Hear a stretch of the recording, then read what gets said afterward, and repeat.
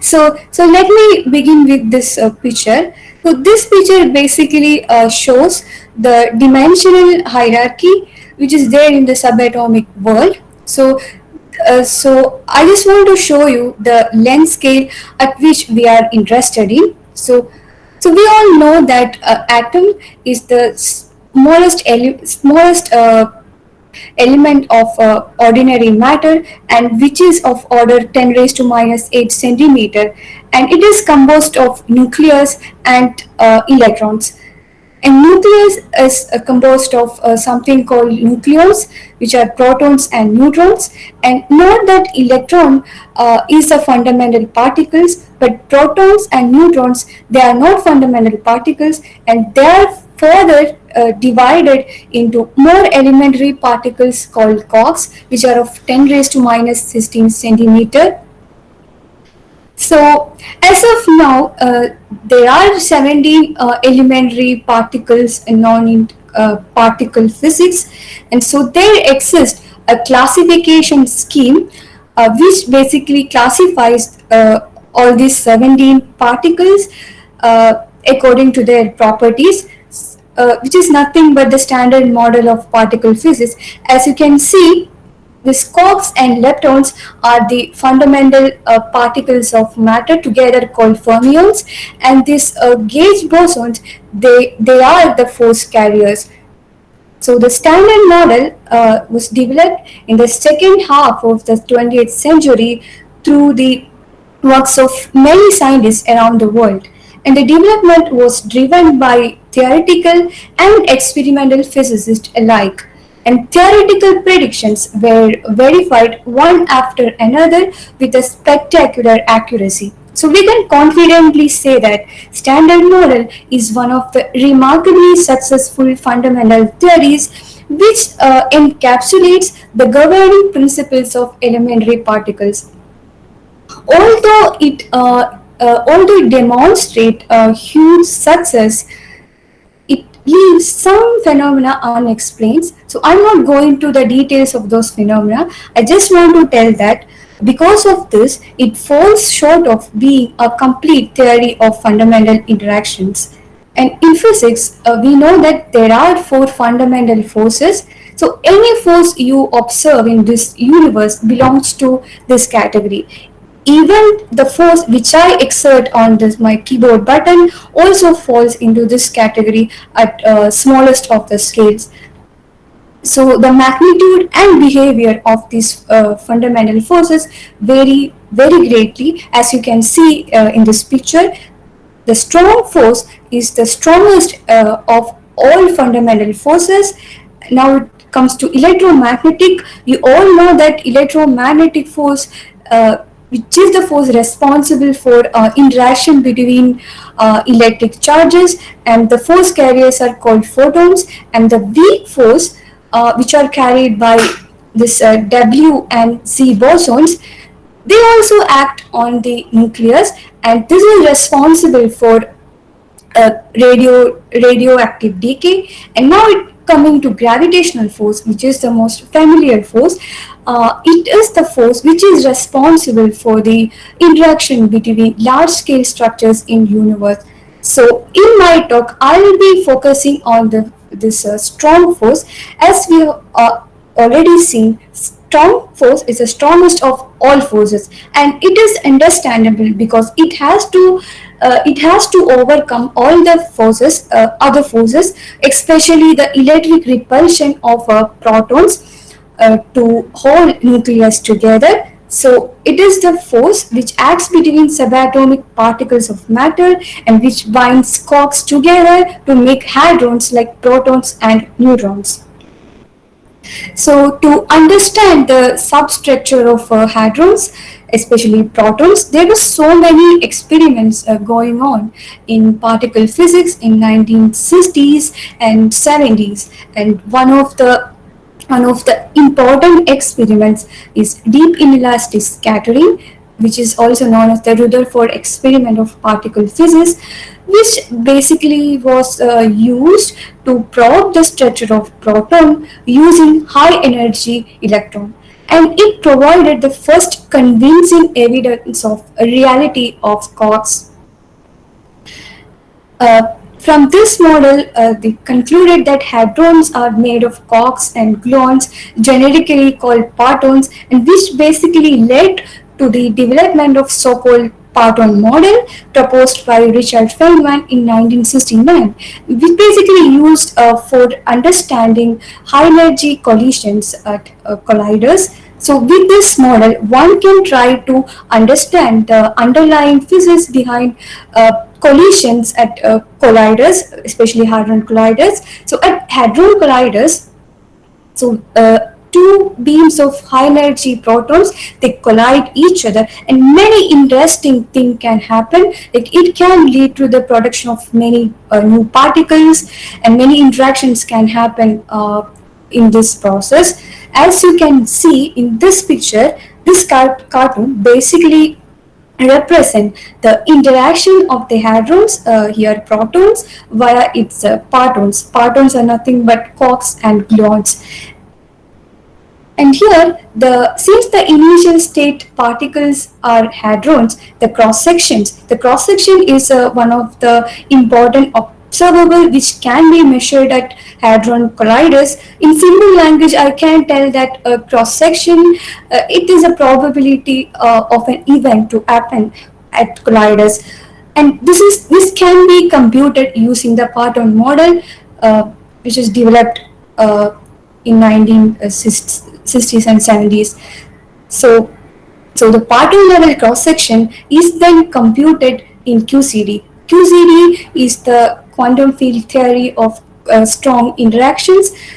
Uh, yeah, this interactions is carried by gluons acting on quarks and gluons. So let me give you an analogy between QCD and QED. QED is basically the quantum theory of electrodynamics, and as you know, there is a notion of electric charge in QED. The QCD analog of electric charge is a property called color charge. And like electric charge, there are three kinds of colors: red, blue, and green. But apart from this nomenclature, doesn't have any relation to the optical colors we see in our everyday life. Basically, the QCD interaction can be quantified using something called coupling strength, alpha S, which depends on energy. So, as you can see in this plot, this coupling, which becomes very large at a low energy or a long distance, and as you as you go to high energy or short distance, this coupling becomes very small.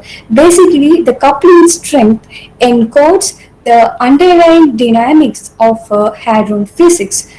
From So there are two salient features of QCD which are called asymptotic freedom and confinement. So asymptotic freedom basically occurs at large energy or small distance where the coupling becomes very small. So in so asymptotic freedom can be explained like this. Basically, at bonds between quarks and gluons become weaker as we go to high energy, and this basically facilitates the application of perturbative QCD. So this high energy region or small distance region is the regime of perturbative QCD. But as you go to small energy, there is some feature called confinement. So basically, the force between quarks and gluons does not diminish as they are separated.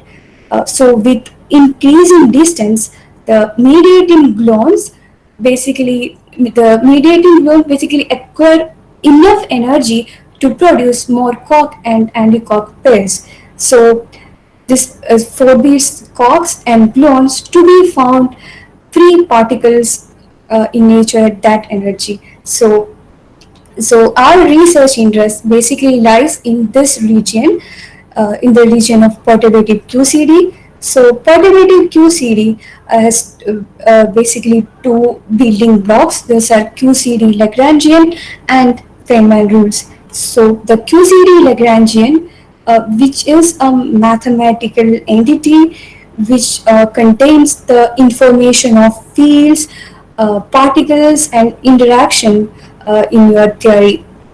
So following QCD Lagrangian, one can derive a set of rules called Feynman rules. So the so basically this diagram represent the interaction in your theory. So associated to this diagram, there are some mathematical expressions also. We have already seen that the coupling constant, it will become very small at high energy region.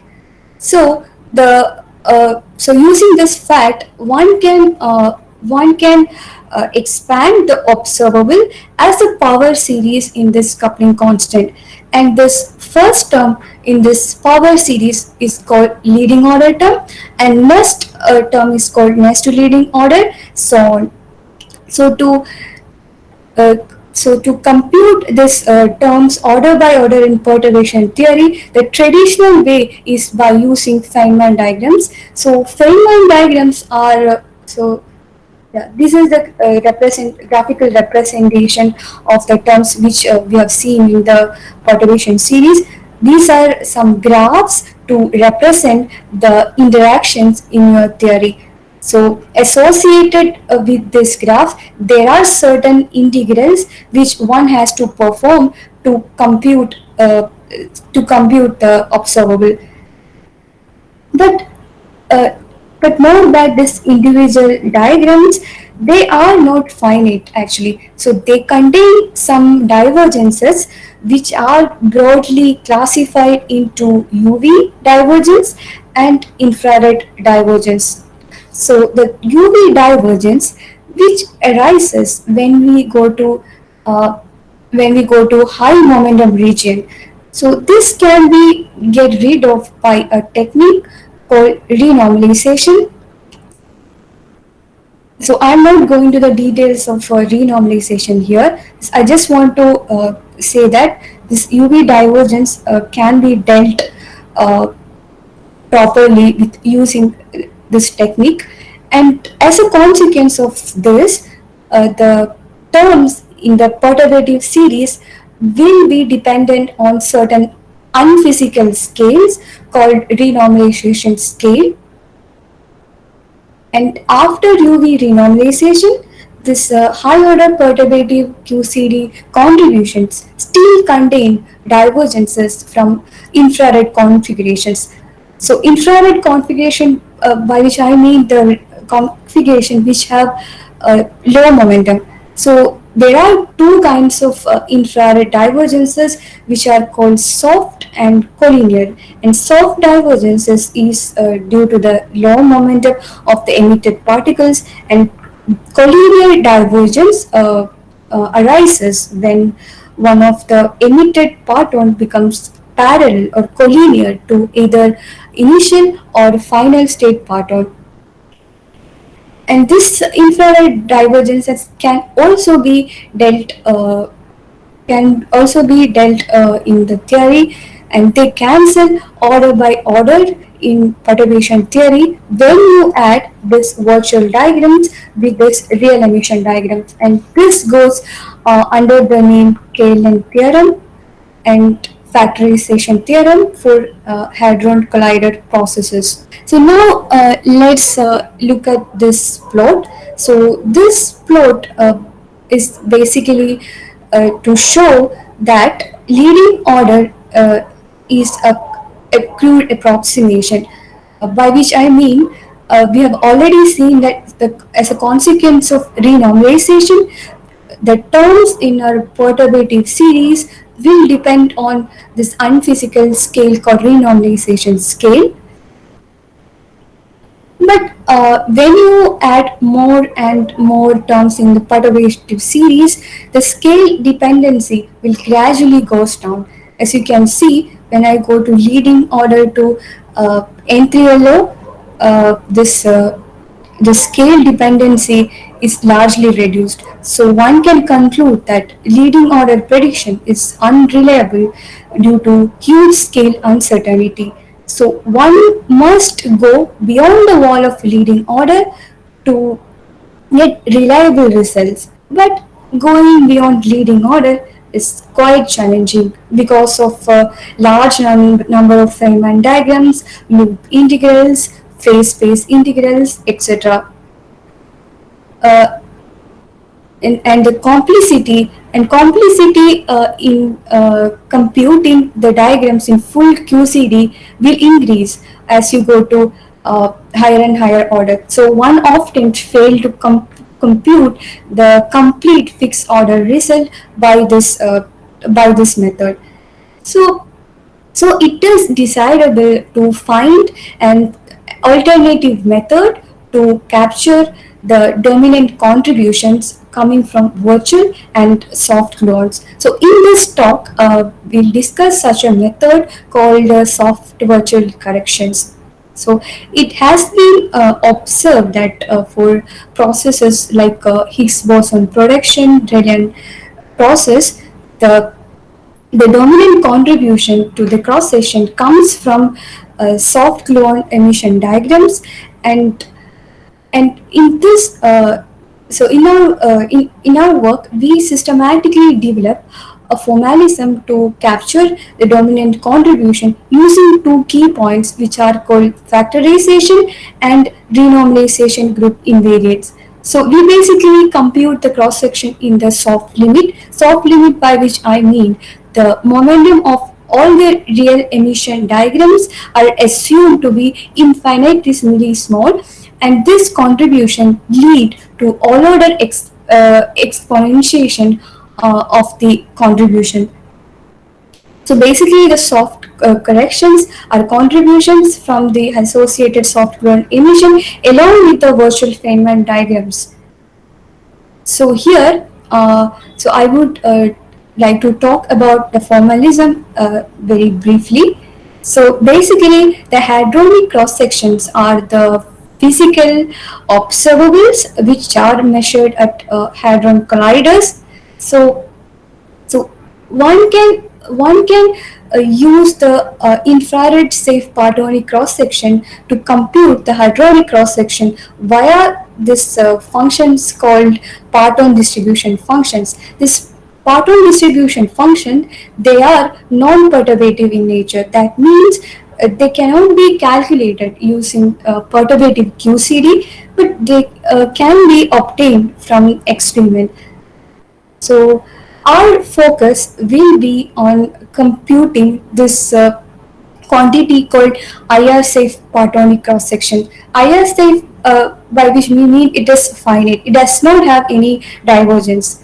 So this Partonic cross section can be decomposed into two parts. The first part is called soft version and the second part is called regular. So in my talk, I'll be only focusing on the soft virtual part. So we uh, we basically uh, formulate elegant formalism to arrive at this master formula. This is an all-order structure for computing this Partonic coefficient function order by order in perturbation theory. This has a huge significance in understanding the perturbative structure of soft virtual logarithms to all orders in perturbative theory. Yeah, so by let's look at this formula. Basically, the soft virtual contribution to Partonic cross section only contains a certain distributions like delta distributions and plus distribution, and this plus distribution arises because of the cancellation between soft divergences. So this exponential structure basically tells us that this formula has a very important predictive power, and this exponent takes this following form. So these are the basic ingredients we need to compute the Partonic cross section order by order in perturbation theory. So the first term is known as operator renormalization, which stands for the removal of ultraviolet divergence. And the second term, which is called form factor, which basically captures the contribution from virtual diagrams. And this third term, which is called soft collinear distribution, which basically captures the contribution from real emission diagrams. And the last term, it is called mass factorization kernel, which stands for the removal of emission state infrared collinear divergence. So each ingredient in this master formula satisfies certain differential equations as shown in this figure. The first term, operator renormalization, satisfies this renormalization group equation, and the form factors, they satisfy this differential equation called k plus g equation. Here the function k, which contains divergence, and this function g, it is finite. And now coming to mass factorization kernel, they also satisfy certain different renormalization group equation with respect to the factorization scale mu f. So we have seen that this three terms, this operator renormalization set, form factor F, and the mass factorization kernel gamma, they all satisfy certain differential equations. So now the question is, what about soft collinear distribution? So using the fact that form factor satisfies k plus g equation, and by demanding the finiteness of delta, which is the partonic cross section, it has been observed that soft collinear distribution phi also satisfies certain differential equations called k plus g type differential equation. And the solution of this differential equation takes this form. So by doing this calculation, what have we achieved basically? So if we have used the Feynman diagram approach, we will have to compute this complicated real emission diagrams explicitly. But doing this approach, I mean using this approach, we don't have to compute this real emission diagrams. I mean, there will be so many phase-space integrals associated with this diagram, which are complicated in nature. Basically, this function phi, which encapsulates the dominant contributions coming from this real emission contributions. So one can calculate this function phi order by order in perturbation theory uh, to to compute the contribution from the real emission diagrams. And there is an interesting property which this function satisfies, that is called universality. That means this function, if we have this function for some process, let's say the production of a Higgs boson by gluon fusion, so we don't have to compute this function again for some other process, let's say the production of Higgs boson via bottom and anti-bottom quark annihilation. Using this universality property, we can compute the function, the soft collinear distribution for many processes. And this is the interesting property of the soft collinear distribution. And note that if the initial patterns are same, then this function, the soft collinear distribution, will be the same. And this is the summary of our calculation. The UV renormalized virtual matrix element, which is nothing but form factor, combined with the soft contribution coming from real emissions, and after performing the mass factorization to remove the residual IR divergence, we obtain IR safe partonic cross section. Uh, this Yeah, this example I have taken from this paper just to show the analytic structure of partonic coefficients in the fixed order computation. And this result is for the production of a single Higgs production via gluon-gluon fusion. So in this talk, I have only talked about the soft virtual contribution to the partonic cross section, but there are contribution coming from this irregular piece as well, and they are uh, they are polynomial in log 1 minus z, and these are subleading in nature. So there is a scope of extending this soft virtual approximation to the next level to capture the contribution coming from this kind of subleading logarithm. So recently we have extended the formalism of soft virtual to the next to soft virtual case. These are some of the recent works done on this. So I'm not going to talk about this formalism due to the time constraint. So, so with this, I summarize my talk. So I just want to emphasize three main points: that the upcoming era of high energy is very interesting and it will confront a huge amount of data driven by the upgraded run of the Large Hadron Collider. And so as the precision improves, it is very important to take into account the higher order QCD corrections. So the perturbative QCD provides a very powerful framework to compute various observables in the collisions of hadrons at high energies. So with this, I stop my talk. Thank you. Thank you, Aparna. Yeah. Thank you for this talk.